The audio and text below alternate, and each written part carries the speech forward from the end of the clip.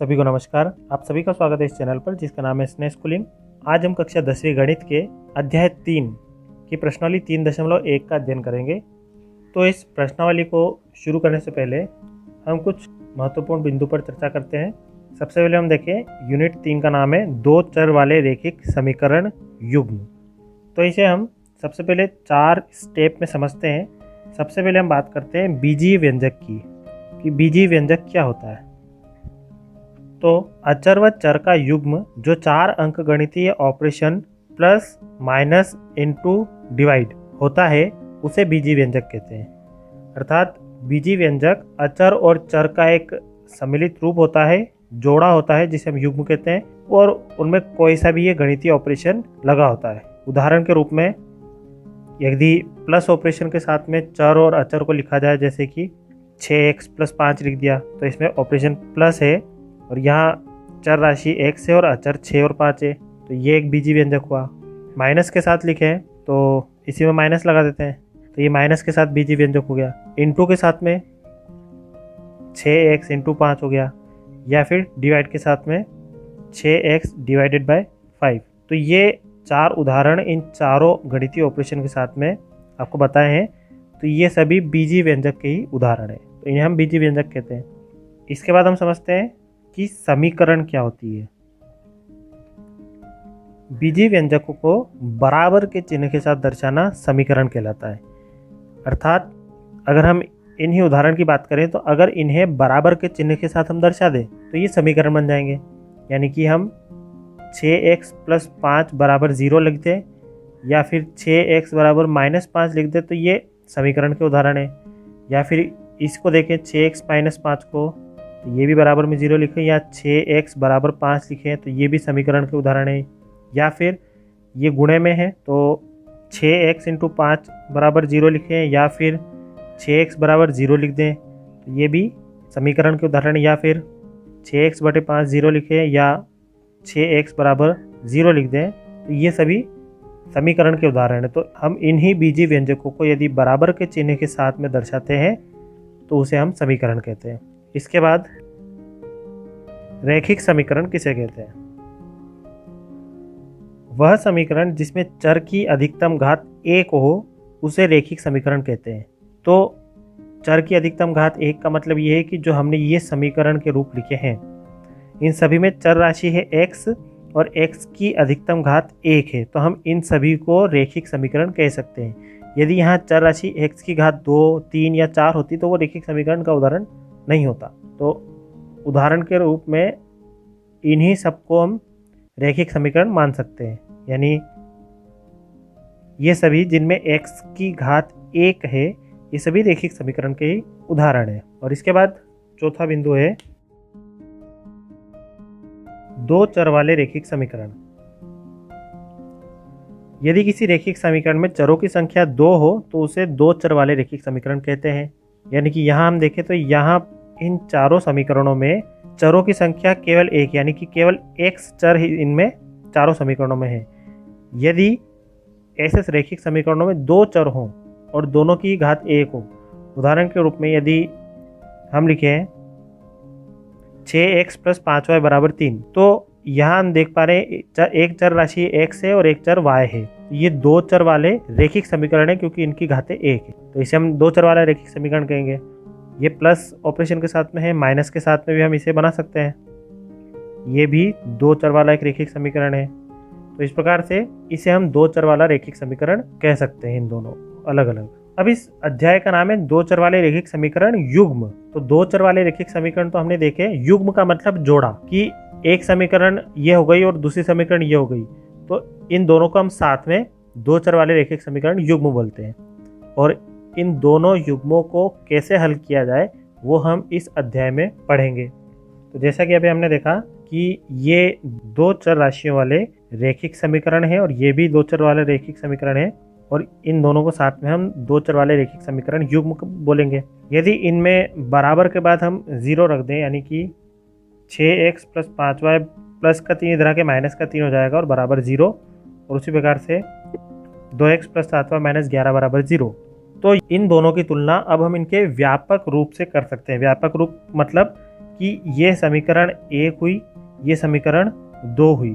तो समीकरण 1, इस रैखिक समीकरण का जो व्यापक रूप होगा वो होगा ax plus B Y plus C बराबर 0।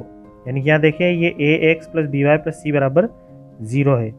तो इन्हें समीकरण के रूप में इनकी तुलना, क्योंकि ये दो रैखिक समीकरण है, तो पहली समीकरण के लिए हमें इसकी तुलना a1x plus b1y plus c1 बराबर 0 से वह समीकरण 2 की तुलना, ये समीकरण 1 की तुलना थी, वह समीकरण 2 की तुलना a2x plus b2y plus c2 बराबर 0 से करने पर।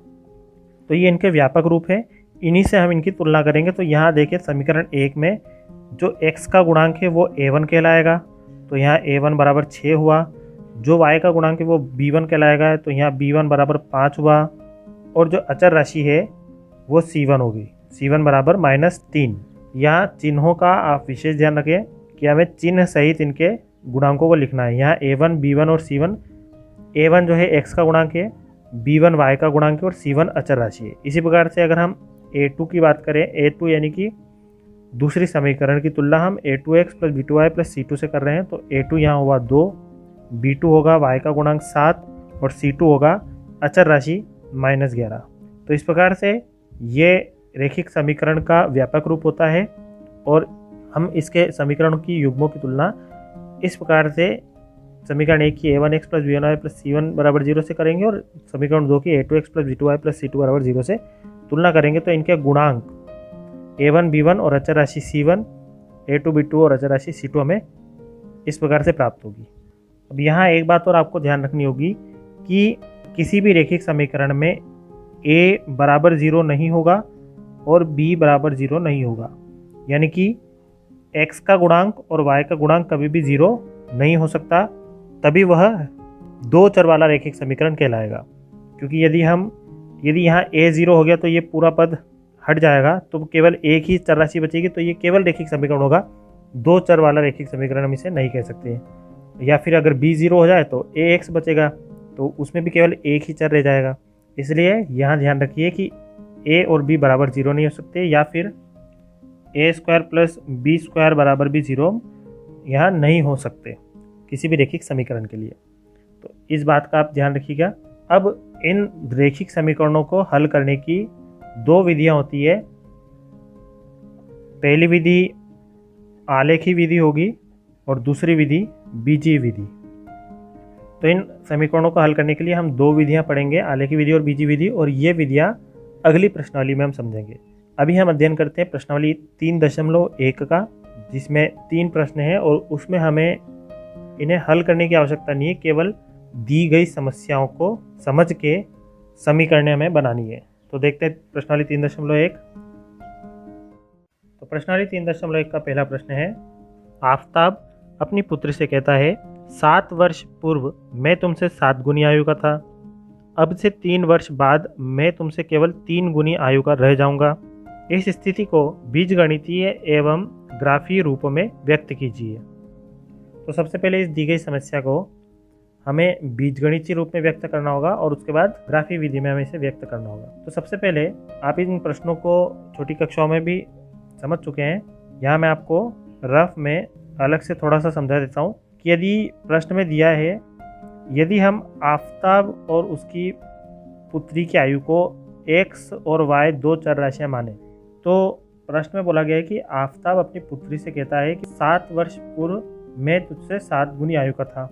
यानी आफताब 7 वर्ष पूर्व उसकी पुत्री से 7 गुना बड़ा था।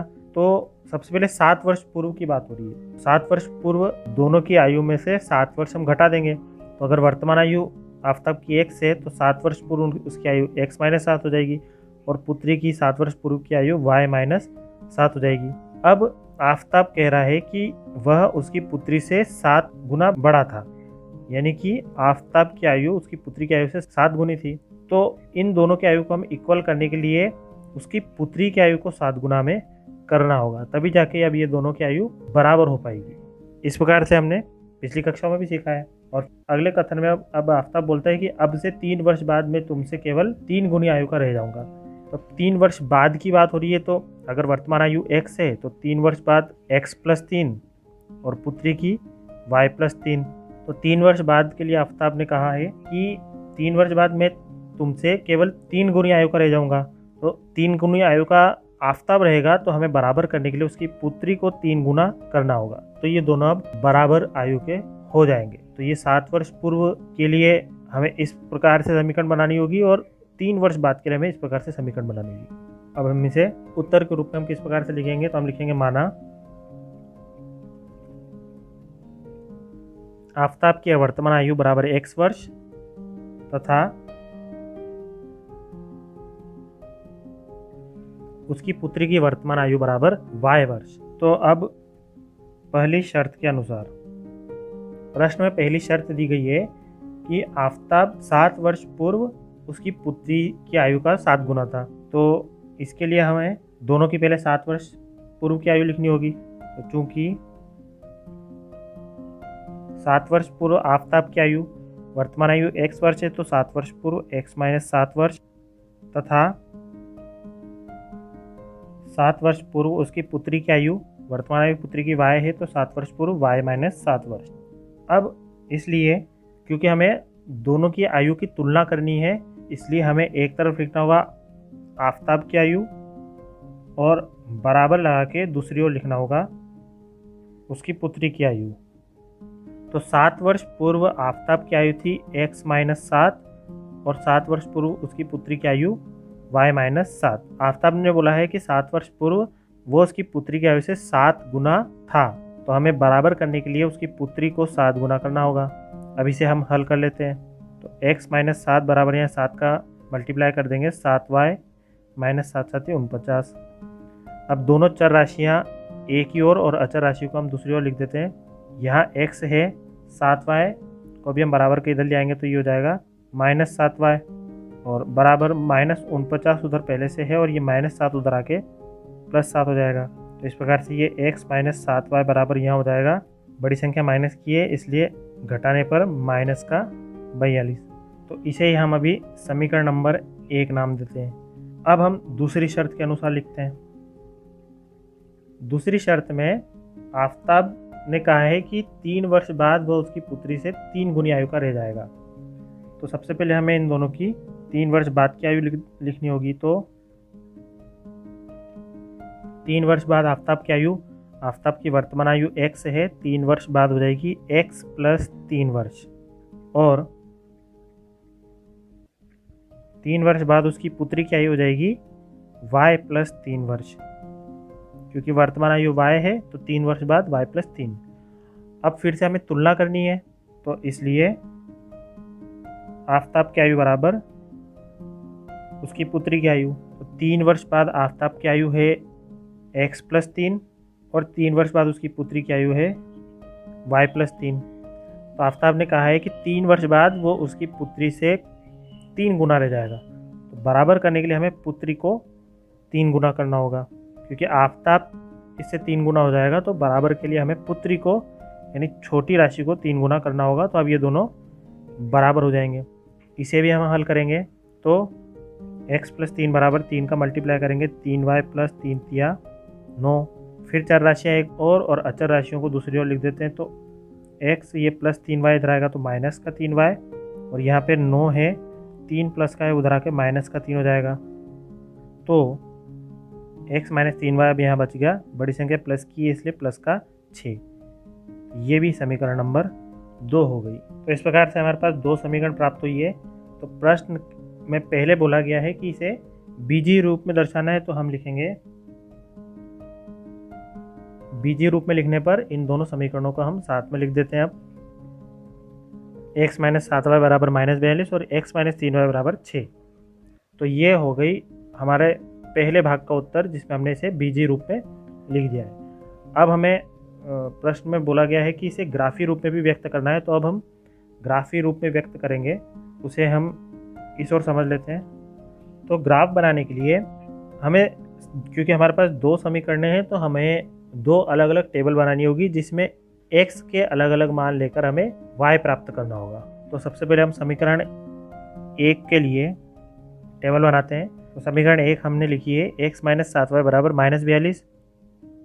इसमें हमें x के अलग अलग मान रखने हैं और y लाना है। तो हम y को इधर ही रख के x बाकी सबको उधर भेजते हैं।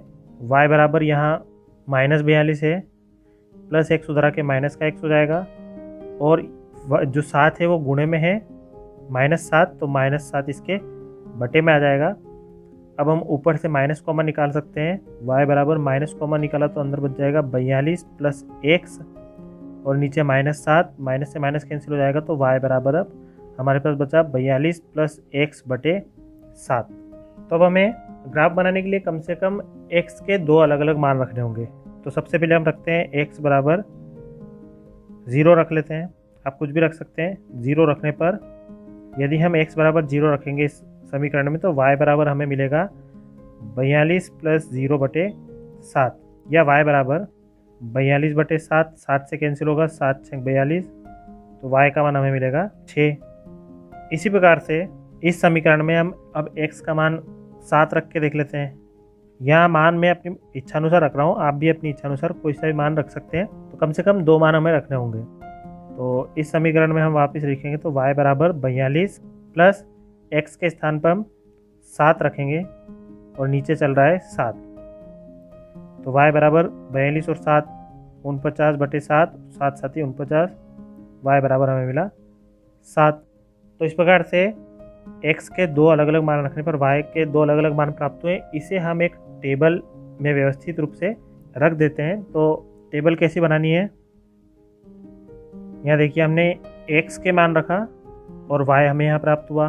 तो हमने सबसे पहले x का मान 0 रखा, तो हमें y मिला 6, और फिर x का मान 7 रखा, तो हमें y मिला 7। तो ये पहली समीकरण के लिए हमें ये टेबल प्राप्त हुई है। अब उसी प्रकार से हम दूसरी समीकरण के लिए प्राप्त करेंगे। उसे मैं इस थोड़ी सी जगह बची है यहाँ पर कर लेता हूँ। तो जिस प्रकार से हमने समीकरण 1 में हल किया, उसी प्रकार से समीकरण 2 लेंगे हम। समीकरण 2 है x माइनस 3y बराबर 6। यहाँ से भी हमें पहले y का मान निकालना होगा, तो y का मान डायरेक्ट निकाल लेते हैं। यहाँ पे 6 है, x प्लस का है, उधर आके माइनस का x हो जाएगा, और -3 इसके साथ गुणे में है y के साथ, तो -3 इसके बटे में आ जाएगा। या माइनस को हम ऊपर लिख सकते हैं, तो ऊपर वाले पद के चिन्ह बदल जाएंगे। y बराबर -6 प्लस x हो जाएगा, और नीचे 3 रह जाएगा। या माइनस ऊपर भेजा तो इनके दोनों के चिन्ह चेंज हो गए। तो अब हमें यहाँ पर x के अलग अलग मान रखे, y के अलग अलग मान लाने हैं। तो हम सबसे पहले x बराबर रखते हैं 0। तो अगर हम यहाँ x का मान 0 रखें, तो y बराबर -6 प्लस 0 बटे 3, यानी कि y बराबर -6 बटे 3, 3 से कैंसिल हो जाएगा, 3 दूनी 6, तो y का मान हमें मिला -2। अब x का मान रख देते हैं हम 3। तो यदि हम x का मान 3 रखें इसमें, तो y बराबर हमें मिलेगा -6 प्लस 3 बटे 3। y बराबर 6 माइनस का और 3 प्लस का है, तो घटेगा, तो यहाँ हमें मिलेगा -3 बटे 3, 3 से 3 कैंसिल हो जाएगा, तो y का मान आ गया -1। तो यहाँ पर भी इन दोनों मानों के लिए हमें एक टेबल बनाएंगे। यहाँ हमने x का मान 0 लिया, तो y हमें मिला -2, और x का मान 3 लिया, तो y मिला हमें -1। तो इस प्रकार से ये ग्राफी विधि के लिए हमें इन दोनों समीकरणों के लिए 2 टेबल चाहिए। अब हम इन मानों के आधार पर ग्राफ तैयार करते हैं। तो यहाँ देखिए, यहाँ हमारे पास एक ग्राफ है जिसमें हमने एक x अक्ष लिया है और एक y अक्ष लिया है। ये इसका मूल बिंदु है। ये यहाँ पर इसके सभी धनात्मक चिन्ह आते हैं, यहाँ x के सभी ऋणात्मक, y ऊपर धनात्मक और नीचे सभी ऋणात्मक। हमें अपनी टेबल में आई संख्याओं के अनुसार यहाँ पर पैमाना लेना होगा और संख्याओं भरनी होगी। यहाँ आप देखें तो हमारे पास x में है सबसे छोटी संख्या 0 और बड़ी संख्या 7, और y में है सबसे छोटी संख्या -2 और बड़ी संख्या 7। तो उसी आधार पर हमें यहाँ पर पैमाना लेने हैं। तो हमें दिख रहा है कि हमारी सभी संख्याएँ यहाँ पर आसानी से इस ग्राफ में आ जाएगी। तो हम सीधे मान भर देते हैं।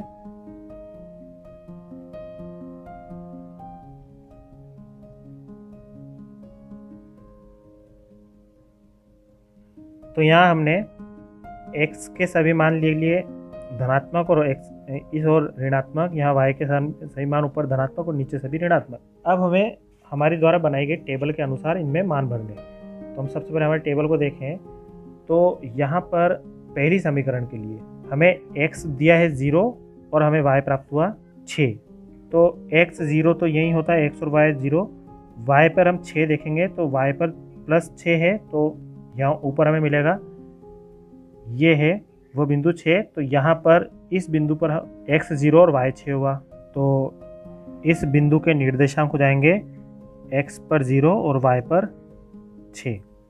उसी प्रकार से दूसरा देखें तो x पर हमें 7 लेना है और y पर भी प्लस का 7, तो x पर 7 यहाँ है इधर, तो y पर 7 हमें इसकी सीध में देखना होगा, ये 7 हमें मिलेगा इस बिंदु पर। तो इस बिंदु के निर्देशांक होंगे x भी 7 है और y भी 7 है। तो इस प्रकार से हमें ये दो बिंदु मिले। अब हम इन दोनों बिंदुओं को मिलाती हुई एक सीधी रेखा खींच लेते हैं।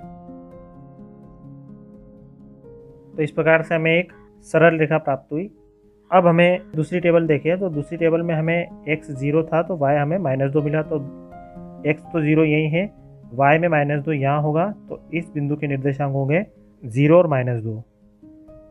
उसी प्रकार से हमने जब x 3 लिया तो y हमें -1 मिला, तो x 3 ये है और y -1 ये है, ये दोनों इस बिंदु पर मिलेंगे, तो इस बिंदु के निर्देशांक हो जाएंगे 3 -1। तो इस प्रकार से दूसरे समीकरण के लिए हमें ये दो बिंदु प्राप्त हुए। इन बिंदु से होते हुए एक सरल रेखा हम खींच देते हैं।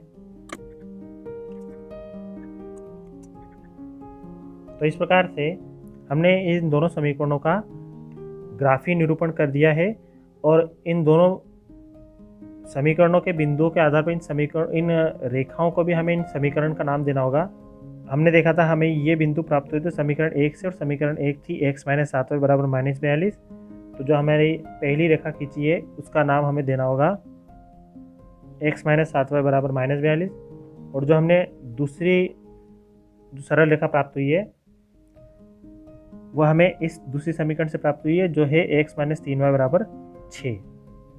तो इस दूसरी रेखा को हमें नाम देना होगा x - 3y बराबर 6। तो इस प्रकार से इस प्रश्न का ये ग्राफीय निरूपण पूरा हुआ।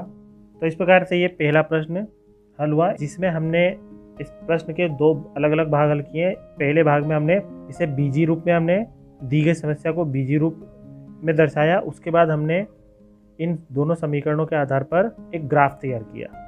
तो इसी प्रश्न के आधार पर अन्य दोनों प्रश्न भी हैं, आइए अब उन्हें भी हल करते हैं हम। अब इस प्रश्नावली का दूसरा प्रश्न है, क्रिकेट टीम के एक कोच ने 3,900 रुपये में 3 बल्ले तथा 6 गेंदें खरीदी।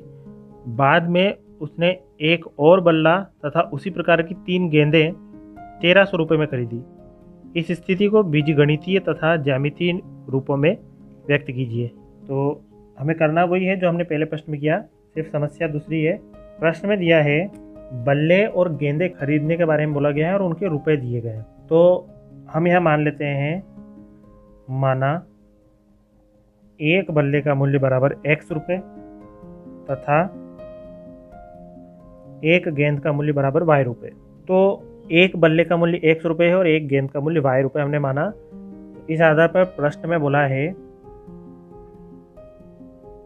अतः प्रथम शर्त के अनुसार पहली शर्त में बोला है कि कोच ने 3,900 रुपये में 3 बल्ले और 6 गेंदें खरीदी।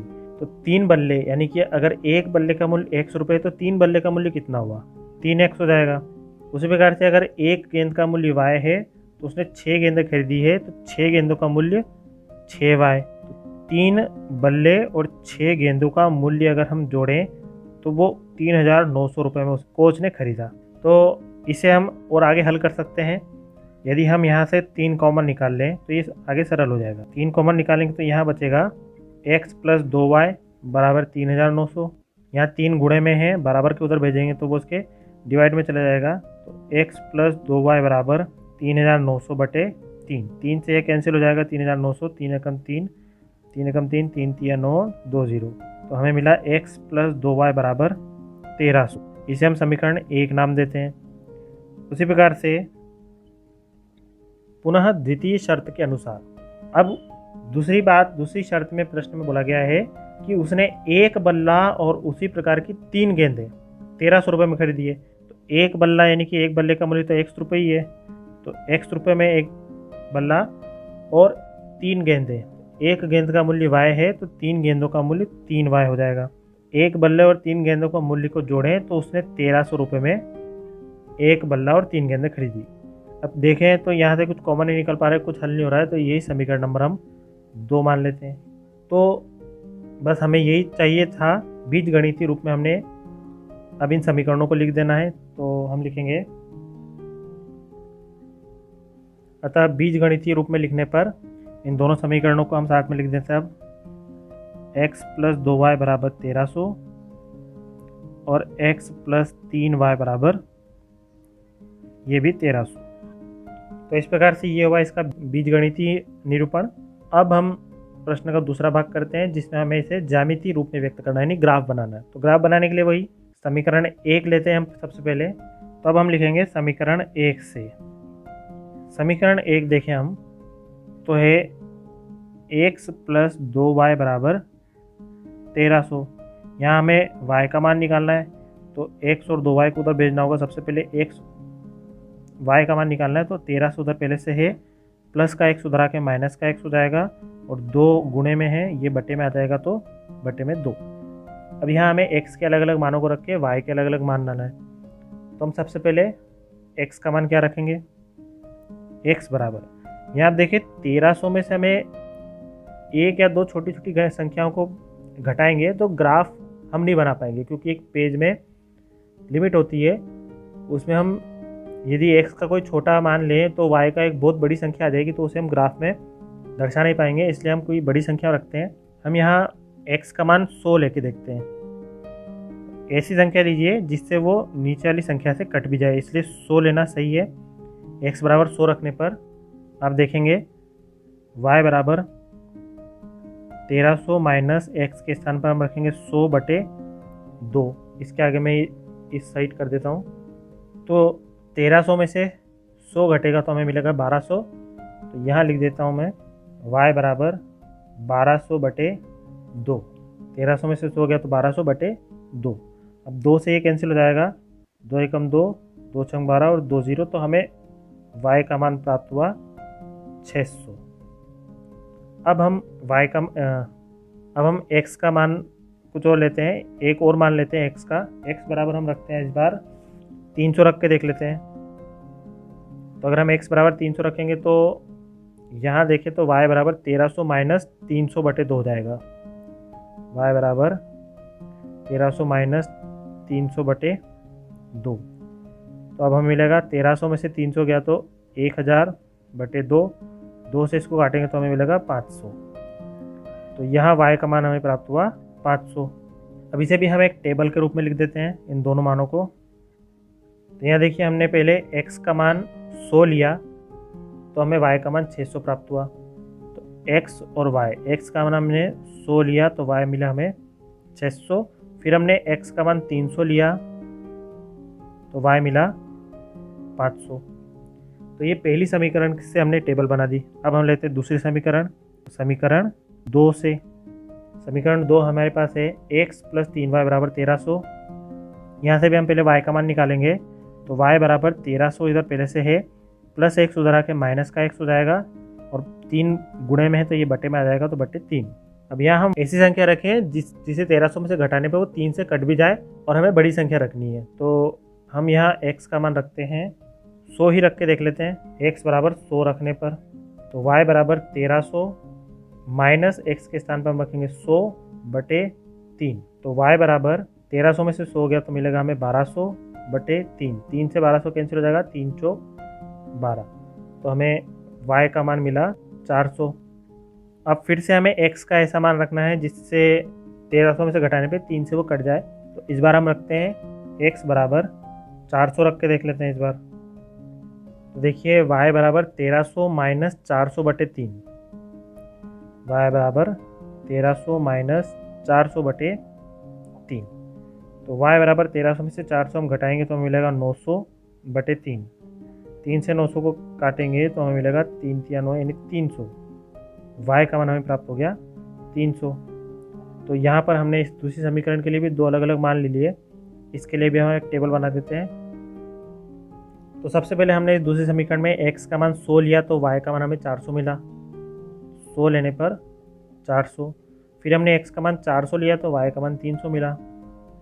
400 लेने पर 300। अब इन दो टेबल्स के आधार पर हमें ग्राफीय निरूपण करना है। तो हम इसके लिए ग्राफ पेपर लेंगे। तो ये हमारे पास एक ग्राफ पेपर है। इस ग्राफ पेपर में इन दो गहरी लाइनों को आप देखें तो इनके बीच की दूरी होती है 1 सेंटीमीटर, और हमने जो टेबल बनाई है उसमें 100, 300, 600, 500 इस प्रकार के बड़े बड़े अंक हैं। तो हमें यहाँ पर पैमाना मानना होगा। तो इसके लिए हम यहाँ एक साइड में लिख देते हैं पैमाना। पैमाना लिखना ज़रूरी होता है जिससे चेक करने वाले को समझ में आ जाए। तो यहाँ पर हम एक्स अक्ष पर 1 सेंटीमीटर बराबर हम 100 रुपये मान लेते हैं, और वाई अक्ष पर भी 1 सेंटीमीटर बराबर 100 रुपये मान लेते हैं। यानी कि यहाँ पर जो 1 सेंटीमीटर का जो लाइन है इन्हें हम 100 का अंतराल देंगे। मतलब एक्स अक्ष पर पहला 1 सेंटीमीटर पर 100 माना, फिर 200, इसी प्रकार से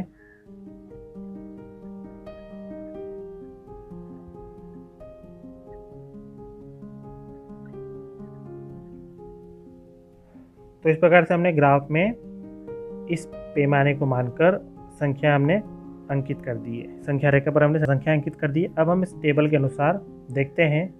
तो यहाँ देखें तो हमने x का मान जब 100 लिया तो y का मान 600 प्राप्त हुआ। ग्राफ में इसे दर्शाएंगे हम। x का मान 100 यहाँ है और y का मान 600 यहाँ है। तो ये बिंदु यहाँ प्राप्त हुआ।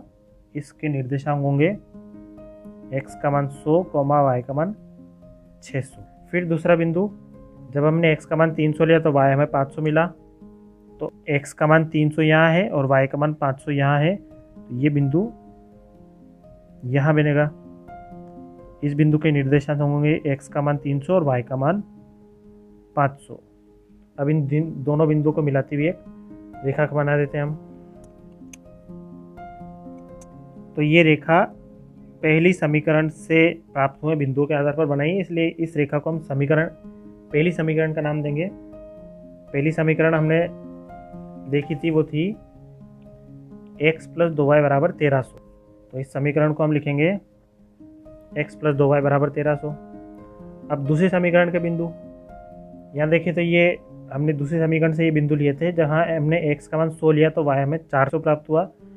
x का मान 100 यहाँ है, y का मान 400 यहाँ मिलेगा हमें। तो इस बिंदु को नाम देंगे हम 100, 400।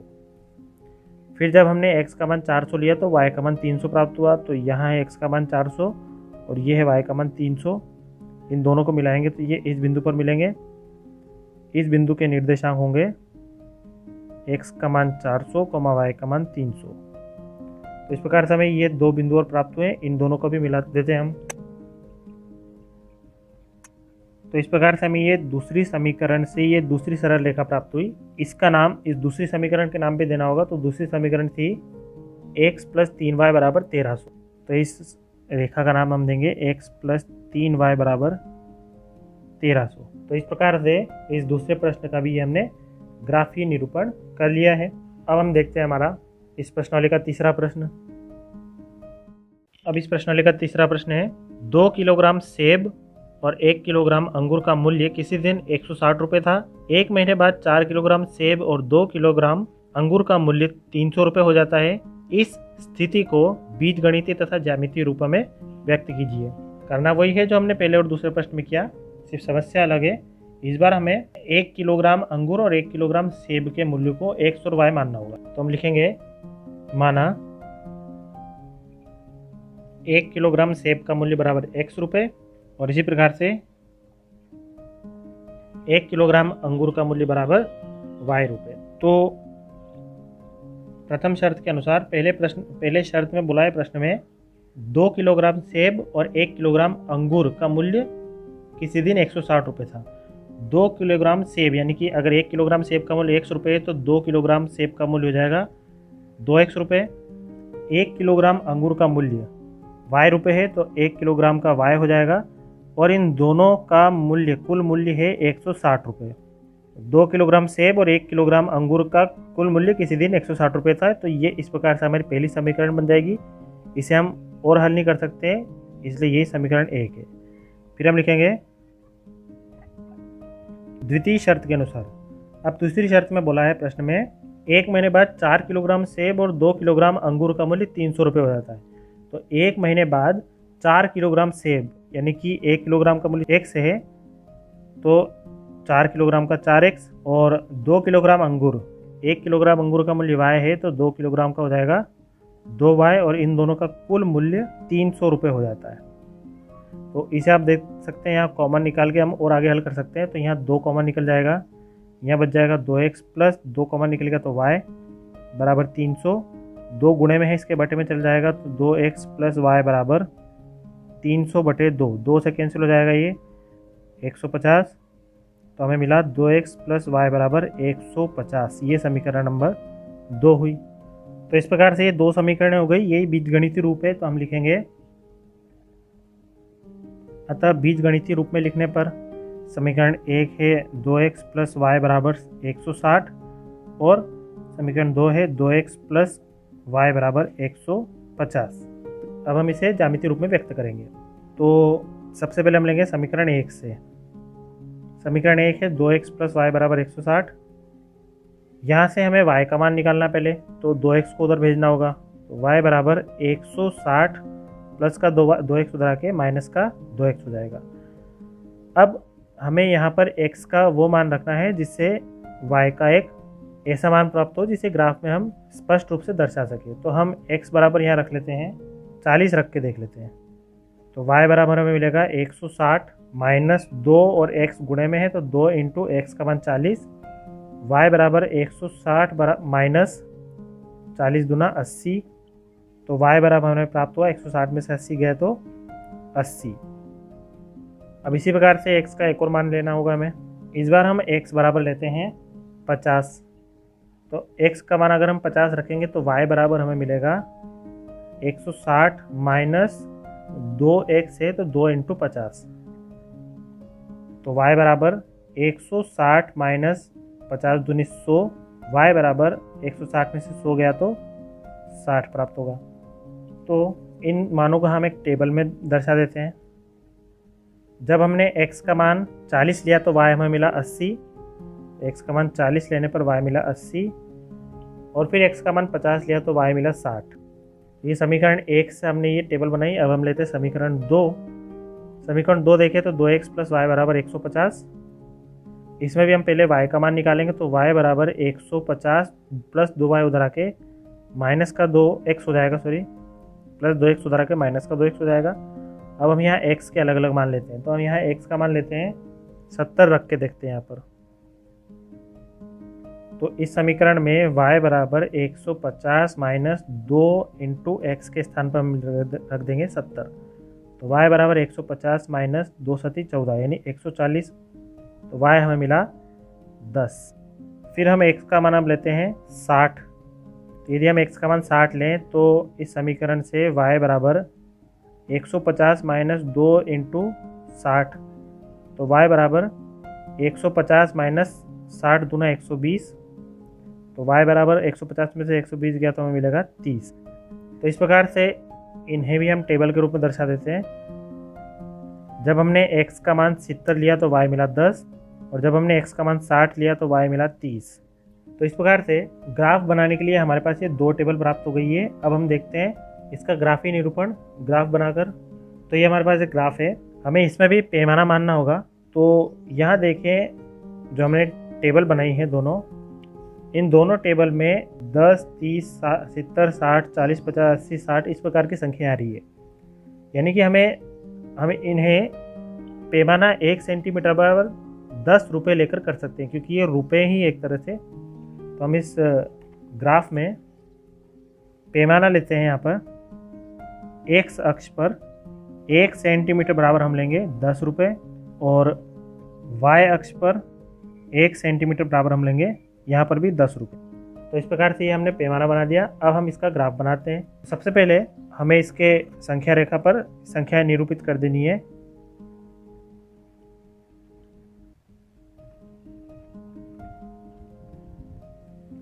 तो संख्याएं निरूपित कर देने के बाद अब हम देखते हैं हमारी टेबल में हमने सबसे पहले समीकरण 1 के लिए हमने जो टेबल बनाई थी उसमें x का मान हमने 40 लिया तो y बराबर 80 प्राप्त हुआ। सबसे पहले हम इसे हमें इस ग्राफ पे निरूपित करेंगे। x 40 और y 80। तो यहाँ देखें x का मान 40 यहाँ है और y का मान 80 यहाँ है, तो ये दोनों मिलेंगे इस बिंदु पर।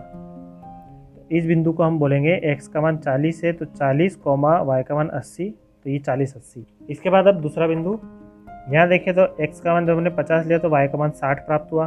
अब इसे दर्शाते हैं, x 50 और y 60, तो x का मान 50 यहाँ है और y का मान 60 यहाँ है, ये दोनों मिलेंगे इस बिंदु पर। इसे हम नाम देंगे पहले x 50 और फिर y 60।